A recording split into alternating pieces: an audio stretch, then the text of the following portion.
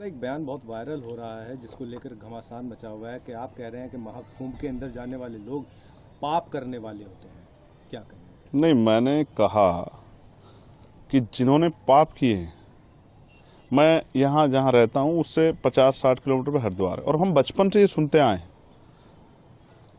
हिंदू धर्म के धार्मिक गुरुओं से कि गंगा जी में जाके अपने पाप धो और पापों से मुक्ति ले लो। ना मैंने पाप किए, मैं तो अपने हक वंचित समाज को उनके पैरों पर खड़ा करने के लिए, उनके साथ जो जुल्म हो रहा है उसको रोकने के लिए काम कर रहा हूँ। तो मुझे पाप धोने की जरूरत नहीं है। और रही बात, हमारी पार्टी का स्टैंड स्पष्ट है। जिन संतों गुरुओं महान पुरुषों के रास्ते पे, विचारधारा पे हम लोग चलते हैं, हम पाप और पुण्य में बहुत भरोसा भी नहीं करते, हम तो कर्म में भरोसा करते हैं। तो जिसको परेशानी हो वो, जिसकी पार्टी का एजेंडा नहाने धोने का है, जिस पार्टी का एजेंडा जो है धार्मिक एंगल का, उनको परेशानी होती है तो मुझे इससे कोई फर्क नहीं पड़ता। मैं तो सतगुरु रविदास जी महाराज को मानने वाला व्यक्ति हूँ। मन चंगा तो कटौती में गंगा। मैं क्यों जाऊं मथुरा काशी, मैं बेगमपुरा का वासी। मेरा मन साफ सुथरा है तो मुझे कहीं जाने की जरूरत नहीं है। मेरा मन इस देश के प्रति, इस देश के लोगों के प्रति, गरीबों के प्रति, किसानों के, कमजोरों के, हर व्यक्ति के सम्मान के लिए और उनकी परेशानियों को हल करने के लिए। बाकी जिसको जो सोचना है, कहना है, वो कहता रहे, मुझे इससे कोई फर्क नहीं पड़ता। मैं अपनी बात पर तटस्थ हूँ।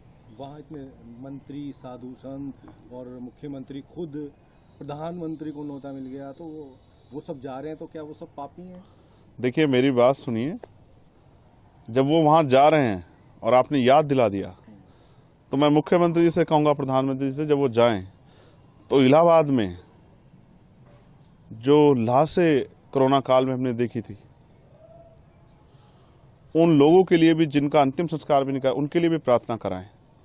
क्योंकि वो आपकी सरकार की निकम्मेपन की वजह से हुआ था। आप मेडिकल फैसिलिटी नहीं दे पाए थे।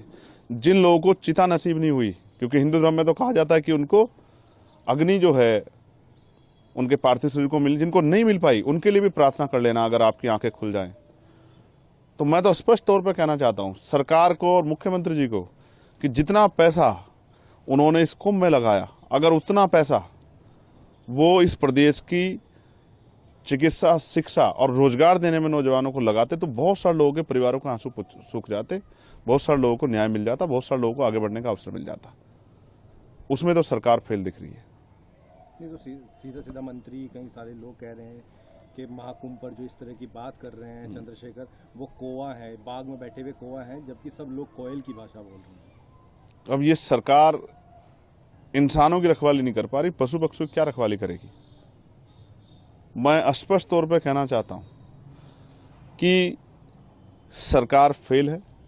और जो मंत्री और सरकार के लोग जा रहे हैं, मैं उनको बस याद दिलाऊंगा कि जब वो जाएं तो सनी यहाँ जिनकी मुजफ्फरनगर में पीट पीट के हत्या कर दी, उनके लिए भी प्रार्थना कर लें। जब वो जाएं तो जिनकी 5 लोगों की, मुस्लिम समाज की, यहाँ मेरठ में हत्या कर दी, उनके लिए प्रार्थना कर लें। वो जो बच्चा जिसने पार्लियामेंट के सामने जाकर जितेंद्र ने खुद को आग के हवाले कर दिया न्याय न मिलने पे, बागपत के उस बच्चे के लिए भी प्रार्थना कर लें।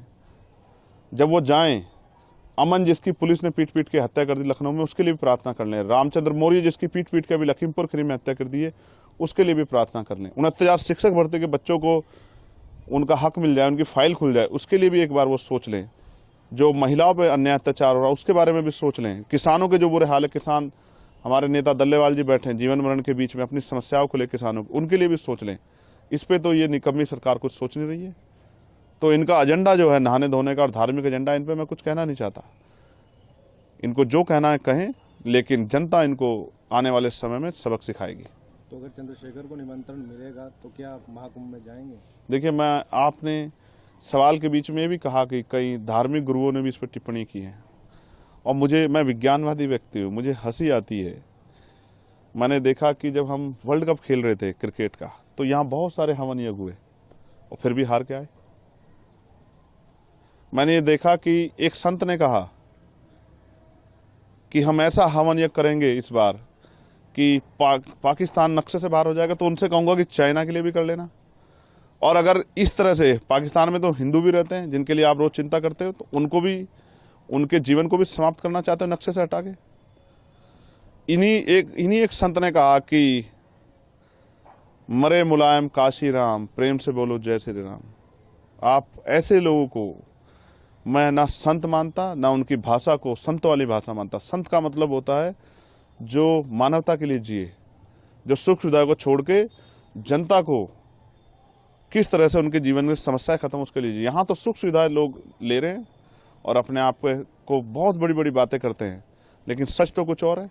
मैंने तो कोरोना काल देखा, अगर जितना पैसा वहां लगाया गया, इतना शिक्षा चिकित्सा पे लगाया होता तो इतने लोगों की जान नहीं जाती।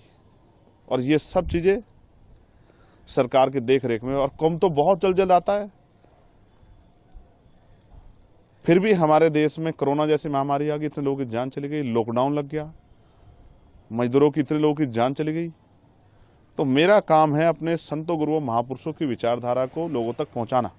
जब ये अपने धार्मिक एजेंडे को स्थापित करने के लिए हमारे लोगों को गुमराह करने का काम करें, मैं अपने लोगों को जागरूक करने का काम करूं। मैं किसी को रोक थोड़ा ही रहा हूं, जिसको निमंत्रण मिला वो भी और जिसको नहीं मिला वो भी जाए। लेकिन मैं याद दिलाऊंगा कि ये संत ही थे जो जब राम मंदिर का शिलान्यास हुआ तो इन्होंने प्रधानमंत्री पे बहुत सारे सवाल खड़े किए थे, इस भाजपा पे सवाल खड़े किए थे, इनके जो है उस कार्यक्रम पे तिथि पे सवाल खड़े किए थे। इन्होंने तो किसी की नहीं सुनी। ये तो खुद को आस्था का सबसे बड़ा स्वरूप बताते हैं। मैं तो वैज्ञानिक दृष्टिकोण की बात कर रहा हूँ। मान्यवर काशीराम साहब जो हमारे नेता हैं, मैं आखिरी तौर पर आपसे कह रहा हूँ, मैं उनको गुरु मानता हूँ, मैं उनका चेला। उन्होंने कहा, उन्होंने पंडाल लगाया, उन्होंने कहा जिनको इस जन्म में मुक्ति चाहिए, अपने दुखों का नाश करना है, वो हमारे साथ आ जाएं, और जिनको अगले जन्म की परवाह है वो कुंभ में चले जाएं। तो मैं तो इसलिए आपसे कहना चाहता हूं कि मान्यवर काशीराम साहब ने जो रास्ता दिखाया, अगर दलित, पिछड़े, आदिवासी, अल्पसंख्यक समाज के लोग, मुसलमान, जैन, सिख, बौद्ध, ईसाई, पारसी, उनके साथ जो हिंसा हो रही है, उनके साथ जो जुल्म हो रहा है, उनके अधिकारों पर जो हमला हो रहा है, अगर उनको अपनी समस्याओं से मुक्ति चाहिए, इस जीवन में अच्छा जीवन चाहिए आत्मसम्मान का, तो उनको आजाद समाज पार्टी के साथ, चंद्रशेखर के साथ आना चाहिए, तभी उनका भला हो सकता है। बाकी तो ये तो चलता रहेगा। सरकार जिस एजेंडे की सरकार है, जिस विचार सरकार, वो उस पर काम करेगी, और वो अपना काम कर रहे हैं, हम अपना काम कर रहे हैं। इससे किसी को परेशानी नहीं होनी चाहिए। और बाकी मैं सबकी आस्थाओं का सम्मान करता हूं। मैं तो संविधानवादी व्यक्ति हूं। मैंने किसी को कब कहा कि भाई आप जाओ ना जाओ। मैं तो ये कह रहा हूं कि मैं अपने गुरुओं संतों की बात पर खड़ा हूं। मन चंगा तो कटौती में गंगा। जिसका मन साफ सुथरा, उसको कहीं जाने की जरूरत नहीं। आप उसमें आपके बयान में कह रहे हैं कि जिसने पाप किया होगा वही जाएगा। मैं फिर आपको दोहराऊंगा, मैं यहाँ रहता हूँ, मुझसे 60 किलोमीटर पे हरिद्वार है, गंगा जी का स्नान करने लोग जाते हैं। ये हिंदू धर्म के धार्मिक गुरु ये भाषा बोलते हैं, कहते हैं यहाँ स्नान करोगे, डुबकी लगाओगे तो आपके पाप दूर हो जाएंगे, ये हवन यज्ञ करोगे तो आपके ग्रह सब ठीक हो जाएंगे, आपकी समस्याएं खत्म हो जाएंगी, आपका जीवन लंबा हो जाएगा। मैं तो वही बात कह रहा हूँ जो ये कहते हैं। मैंने क्या गलत कहा? लेकिन मैं नहाने धोने की राजनीति नहीं करता हूँ। मैं लोगों को सही पथ पे ले जाके उनके दुखों की मुक्ति के लिए राजनीतिक सत्ता के बगैर, और उनको जब तक आर्थिक सशक्तिकरण नहीं होगा, सामाजिक भेदभाव खत्म, तब तक बदलाव नहीं हो सकता। मैं तो अपने काम पे, अपने उस विचार को, महापुरुषों विचार को आगे बढ़ाने का काम कर रहा हूँ।